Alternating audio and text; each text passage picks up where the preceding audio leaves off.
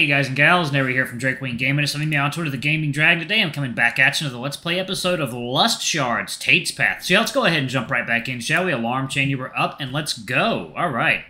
Someone gently presses a cool, damp cloth onto my forehead before settling down in silence for the next 10 minutes or so. Finally, my fingertips regain their mobility, and I cautiously open my eyes, greeted by the sight of the hut ceiling. A wide-eyed lizard stares at me from a couple feet away. I sit up slowly and smile at him. Magic is a little dangerous to use sometimes, you know. Gale nods. Thank you for caring for me. I should probably... He hands me a clay cup. God, freaking hair in my eye. Jesus. Okay. He hands me a clay cup with some greenish liquid smelling strongly of wild herbs. What is that? He insists I take it. It's warm, but that's where any positive adjectives stop. It tastes bitter, revolting, like medicine. This is medicine, isn't it? Did you get it from Eureka's place? Please tell me you didn't leave hints you were there. He gets up, showing me a small burrow, filled with leaves and weeds. You have your own medicine, huh? Whatever I forced myself to drink just now does have good effects. Soon I no longer feel dizzy or fatigued, but still a bit weak. I appreciate you watching over me, but what about your duties? Won't you get in trouble? Gale shakes his head, showing his still ashy palms. I didn't think you'd be done with the ash cleaning so fast, so nobody gave you more tasks, is that right? Another nod. Good, because I don't want to work either. I pat the seat next to me, on the makeshift hay bed, and he shyly complies, but not without complications. As he gets up, his knees give in, and he falls on top of me, quickly scrambling to get off. Wow, you're heavy. In a good way. Is everything all right? He looks away, embarrassed, but with his arms between his thighs. The energy drain must have been a hit to him, too. I'm gonna need to make it up to him. But first... So, Mr. Gale, I want you to answer me this. Can you understand what I'm saying? In general? Gale thinks for a second, then confirms my suspicion. What suspicions? I thought it was obvious. But you can't talk back. Negative response. Why is that, Scribbles? Savages can learn a language, even if slower than the average wild fur, but they don't have what it takes for actual speech. Grunts, roars, and moans are all you'll hear from them. Did you learn any of my language from listening to Ragnar and Eureka? He nods, exuding a newfound confidence, as if my questions are beginning to appear more friendly rather than incriminating in his mind. How long have you been stuck here for? He raises 8 fingers. 8 years or moons? Gale picks up a stick and writes in sand. 8x12. So 8 years, and of course you know how to write numbers and some math, because why not? Gale scratches the side of his mouth, not used to others being impressed by his actions. His chains clank and jiggle as he moves. Scribbles, please remove his shackles. Are you sure? Will that put me back to sleep? No, it's a very simple spell. Yeah, then yes, I'm sure. A deep cut appears on the metal surface out of thin air, and both wrist braces fall to the ground with a thud. Gale touches and rubs his wrists surprised. In his eyes, I probably resemble some kind of powerful wizard that's solving all his problems with my magic.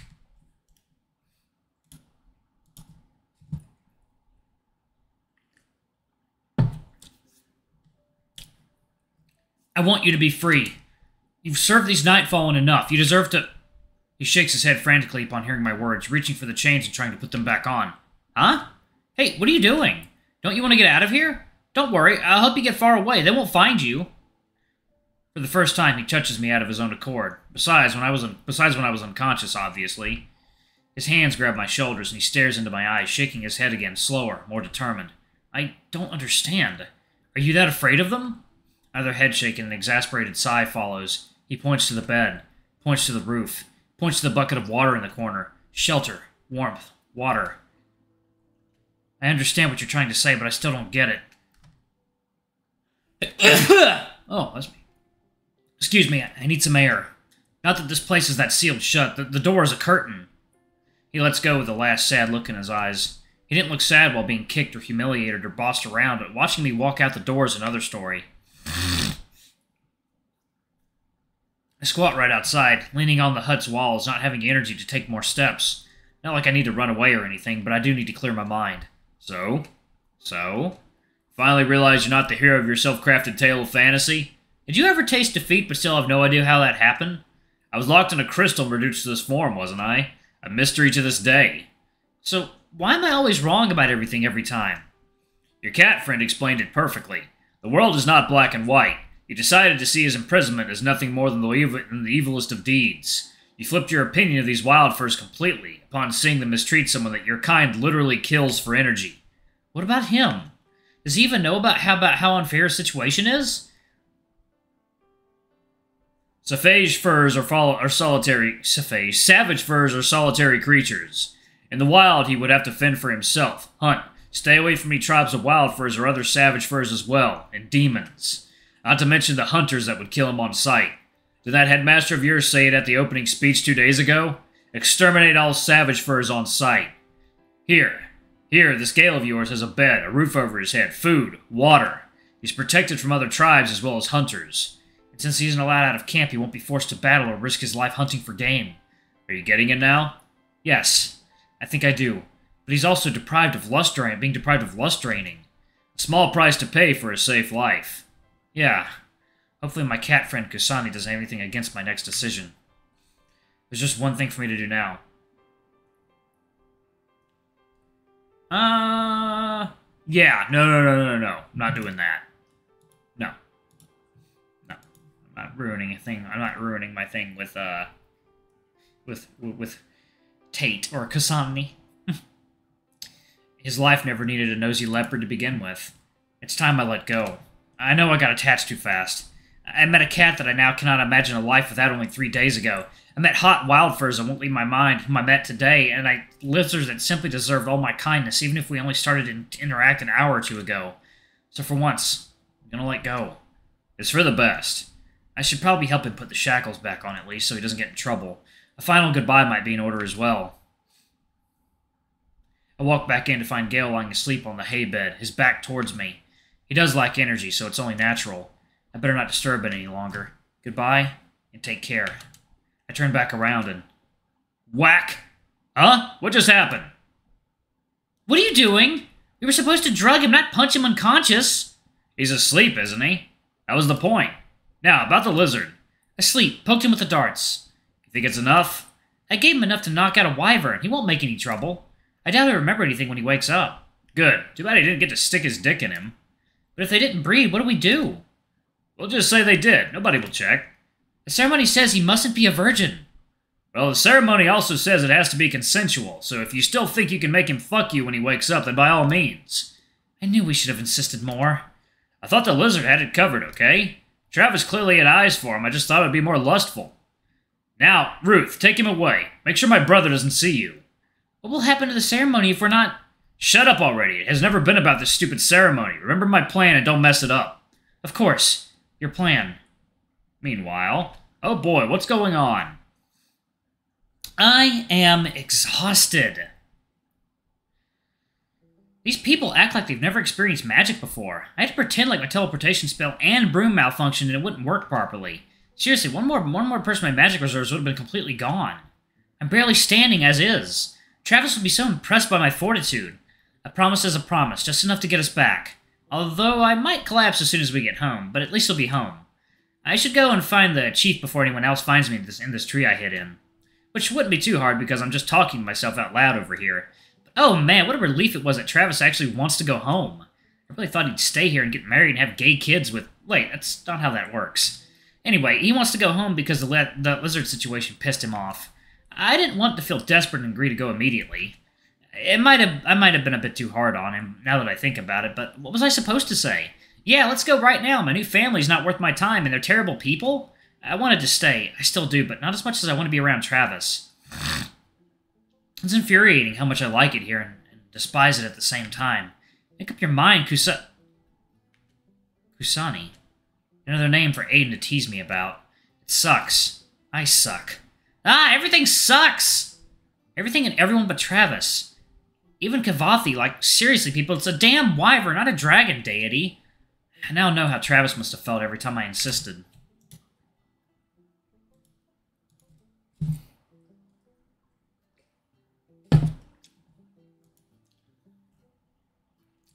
Of course I knew the truth, but I wanted it to be true, just for the fun of it. If it really were a dragon, that meant that in a matter of weeks I'd have someone to talk to, someone who will be around me always and never leave. It just means I'm probably never coming back. I should at least say goodbye to Ruth and my stepdad and my brother and Eureka. I try my best not to fall on my face while getting down from the tree without magic. Mission accomplished so far, with 1 or 2 minor scratches. Now to find everyone. One person I know for sure where to find, so I'll go to him first. Huh? What do you mean, no? No entry. Why not? Chief says no. I am his son. No son. No body entry. Chief busy, he say. Well, this is annoying. In that case, tell him that his son is going home. I wanted to say goodbye, but if he's just so busy, I guess I'll go without a final farewell. How about that? Repeat? Never you mind. Ragnar will have to be enough. I make my way to the main camp, disappointed but not discouraged. The first thing I notice is the missing pillar that was burning in a pyre a couple of hours ago. A deep hole left in its place and no ashes to be seen around. Good workers. Fast, too. They even planted new unburned grass. Neat. Other than that, there isn't much around here. As far as I understand, it's still nap time or breeding time, so no nightfallen roaming around. I'd lie if I said I wasn't curious what breeding with a nightfallen would be like, since obviously that would literally be my job in the future, but I promise to remain a virgin until that special someone comes along. After that, my ass will become an open mic comedy show. That's a promise. A single pair of people catch my attention, showing up from behind a hut. Hey, Ragnar! Eureka! Hey, look who's finally free again. Did our tribe mates finally leave you alone? I had to run away from them, or else they would have drained all my magic. They both tried to contain laughter. What a coincidence! We also had to run away from your friend before he could completely drain us. That's right. Oof, that man cannot be satiated with just the two of us. What do you mean by that? Travis insisted that we commence in a session of breeding. He's just that invested in knowing our ways better, you know. So, the three of you fucked. Is that what you're telling me? A simple way of saying it, but yes. It's safe to say he drained all the lust I had in me for at least the next moon. And where is he right now? Oh, he's not done yet. Far from it. You know, Ruth caught his eye in that beautiful white spotted fur, so he's not tapping out like we did. They're still in that hut somewhere. If you hurry, maybe you can join them. He runs out of stamina fast while dancing, but maybe give him some cock and ass and he'll go at it forever. It's alright, I'll pass. And why are you looking for him? He said before he wants to go home. I wanted to see if he'd stay another day, but he seemed very determined to go back. I just wanted to teleport him.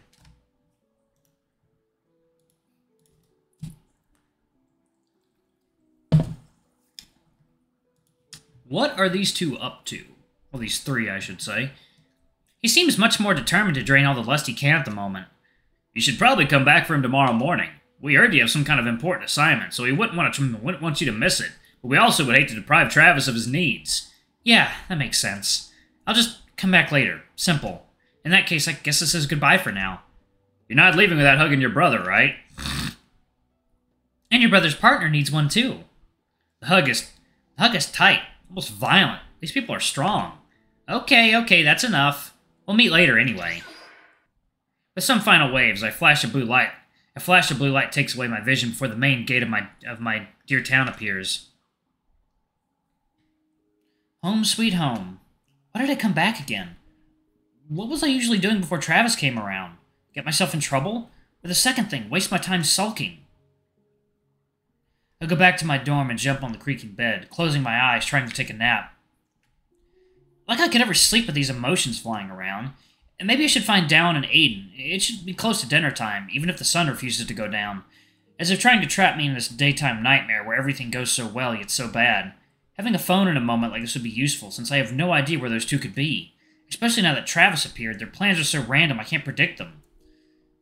I mean, a massage? Really? Maybe some ice cream will make me feel better. I paid for a cone and stare at the frozen chocolate-flavored dessert.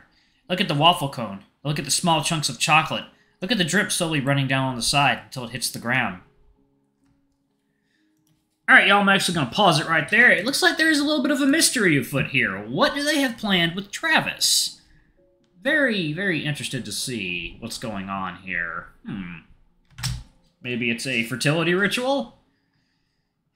I wonder. Anyway, y'all, thanks so much for watching. Don't forget to like, comment, subscribe, ring that notification bell, and check out our Patreon if you can. It always helps. Before I go, I'm going to have a quick shout-out to our lovely bronze tier patrons. Thank you all for all you do for the channel. I greatly appreciate your support. Thank you to our silver tier patron, Cade Silverman. Thank you for going above and beyond. It's greatly appreciated. Thank you to our gold tier patron, Trezum Guy. You're awesome. We love you. Thank you for subbing to our ultimate tier. Anyway, if y'all want to get your names in the credits, get access to all of our not safe for work contents as little as $5. Alrighty, I love you all, and I'll see y'all in the next video. Bye-bye!